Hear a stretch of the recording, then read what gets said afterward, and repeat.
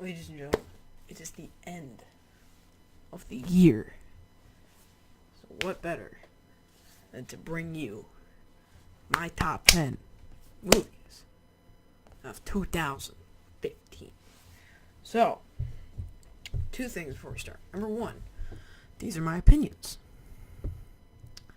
You can have your own opinions. I've got mine. These are my selective choices. These are the things that I had the most fun with, or thought were the best. And the second thing, I have not seen every movie this year.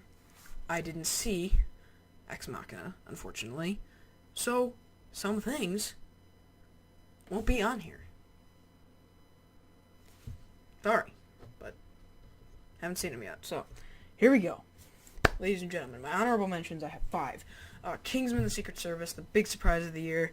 I don't know too many people who thought this movie would be good, but it ended up being great. Great comedy, great action film, great performance out of Taron Egerton. We're going to be seeing him a lot more. Beasts of No Nation, a movie I actually really liked. It's hard to judge that kind of a movie, but coming out of it, great directing by Cary Joji Fukunaga, the guy who directed the first season of True Detective. He has a very distinctive style of directing. The child performance, Abraham Ada, was great. Idris Elba hopefully gets an Oscar nomination. Great movie. Legend, I like this movie a lot more than most people do. A lot of people gave it a lot of crap. I liked it. It was... Oh. Let me just, real quick. I look terrible right now. What are you gonna do? But yeah, great performance from Tom Hardy. Great performances all around. The script was funny. It was dramatic. It was thrilling. I enjoyed it. Trumbo, another one that the common folk wasn't necessarily a huge fan of. I really liked it. Bryan Cranston was great. It was engaging. It was comical when it needed to be. And I really felt for this character, even though he, wasn't the best human. And The Big Short, which I recently saw, did a great job of explaining the situation in words that the common people can understand. They did that in a very interesting way. If you haven't seen the film, or if you have seen the film, you know what I'm talking about, and you know how great that was. So check that out.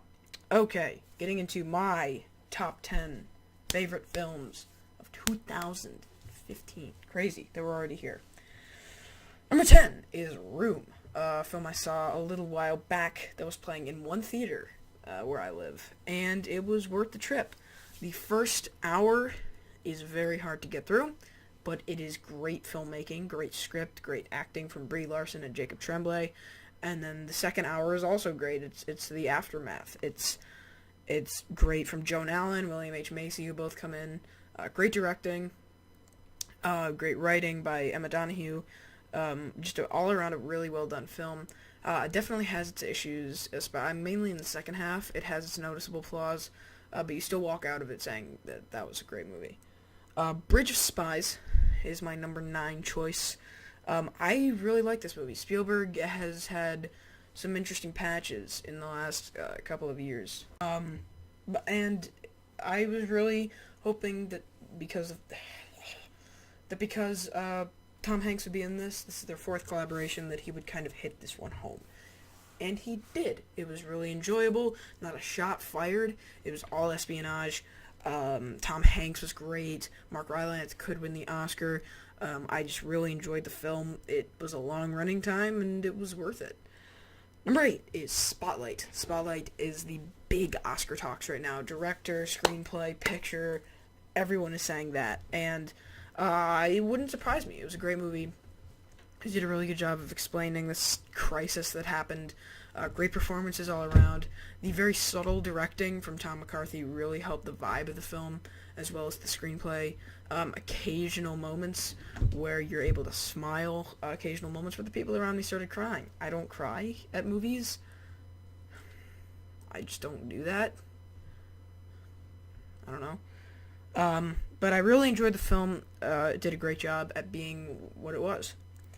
Number 7, The Martian. I know a lot of people have this very high up on their lists, and the reason I don't might be due to the fact that I had potentially too big of expectations coming into this film. And while I thought it was semi-disappointing, that wasn't enough for me to say that it was a bad movie. It was great. I expected too much, and that's kind of why I don't like it. I'm actually about to go watch it again in like 20 minutes. Could be a huge Oscar surprise. Could be this year's Gravity, which I am expecting. Great performance from Matt Damon. The directing from Ridley Scott was phenomenal. Most people kind of went into this expecting this raw, gritty sci-fi survival film. Those people obviously have not read the book. The book is great, and this movie heavily follows in the footsteps of those books. The book. It is very comical. It's got great laugh out loud moments. Can't believe I just said that. Wow. Dislike this video for that, please. And just it's funny where it needs to be. It's dramatic where it needs to be. And it's intense where it needs to be. It just puts all the pieces in the right places. So, yep. Number 6, Mission Impossible Rogue Nation. I am a big Mission Impossible series fan, aside from 2. That movie is garbage. So, don't watch it. I love 1. I love 3. I like Ghost Protocol, and I love this one. This one is directed by Christopher McQuarrie. Brings in Rebecca Ferguson, as well as a very interesting villain, the Syndicate, which was, I believe, the main villain in the TV show, which I know a lot of people like. I haven't seen any of the TV show. I probably should watch some of the TV show. The action sequences were great. The dialogue was phenomenal. I just really, it's one of the best theater experiences I had. Just sitting through that movie was so fun. I went twice. I don't usually see movies twice in theaters. I saw that movie twice. I just enjoyed it all the way around. Tom Cruise, I don't really care about his acting. He's fine. The fact that he's still able to do the things he did in Mission Impossible at the age of like 90 or however old he is now, is really just an accomplishment in and of itself. And I'm not the biggest Tom Cruise fan. But I really enjoyed the film. I know Christopher McQuarrie and Rebecca Ferguson are both coming back for Mission Impossible 6. Jeremy Renner has one more movie on his contract, and this did a really good job. The villain was intriguing. I just loved the movie. Oh my god. My iPad is dying. Okay. Number 5. This is one that most people haven't picked. I had high expectations for the film, and I just ended up really liking it. Steve Jobs, directed by Danny Boyle, who I'm not a huge fan of. Liked 127 Hours, like Trainspotting. Really didn't like Slumdog Millionaire. His directing style matched perfectly with Aaron Sorkin, his writing style, and then Michael Fassbender's acting style, and the rest of the cast. They all just melded into this perfect thing. The way it was filmed, the 16mm, 35mm, and digital, was genius. It added to the quality of the film. It added to the way you look at it. And this movie has balls, because this is the first take on Steve Jobs that kind of showed him for what he really was. This jerk, but he's also a genius. If you saw the Ashton Kutcher Jobs, firstly, I'm sorry. Secondly, that kind of portrayed him as a good guy, which he's not. And this movie, Michael Fassbender does such a great job into becoming the character of Steve Jobs. I know that Steve Wozniak actually complimented Seth Rogen's performance. Kate Winslet was great. Jeff Daniels was great. I mean, the performances, the directing, and the writing, just everything about the film comes full circle into it being just great.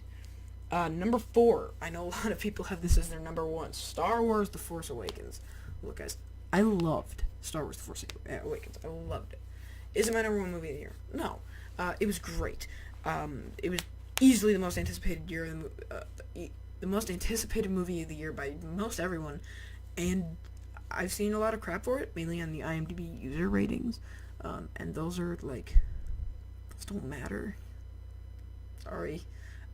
People have been criticizing it for being too much like a remake, and I think that it takes aspects of A New Hope, or Star Wars, I don't like calling it A New Hope, and it puts them in here and in some cases improves on them, and in some cases they're kind of the same quality, while being able to add new characters, new elements, new aspects, and work back into this world. And all the theories, some of them are solved, some of them are unanswered, and more have spawned. There was so much about this movie that I loved. The action was great. The charisma of all the actors. J.J. Abrams did a great job of directing. We knew he would. Lawrence Kasdan was back writing the film. I just loved it. I loved how Kylo Ren felt human. I loved how you could relate to all of these characters. I love all these characters. Number 3, Inside Out. I saw this movie, it was like back in June, and I really liked it. It's directed by Pete Docter, who did Monsters, Inc., and one of my favorite movies of all time, Up.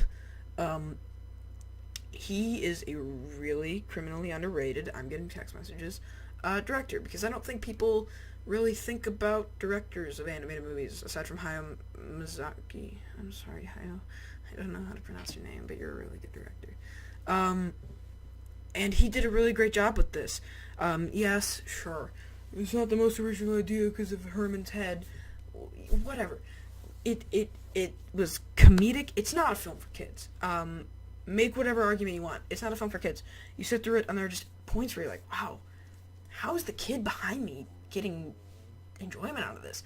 I mean, it can be very dark and very sad, but it can also be very joyful. Or make you angry. Not really.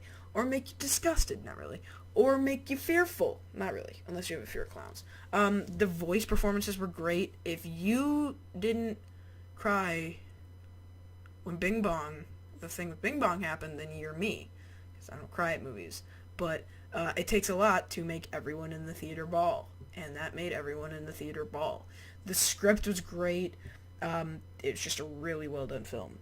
Number 2 is Mad Max Fury Road, because who the hell expected this movie to be any good? People were coming into it like, yeah, it's gonna be car chases, and that's kind of what I went into it expecting. I went into expecting a fun movie that I could sit through, watch stuff explode, get to have that awesome feeling that Michael Bay didn't direct this movie, and then go home.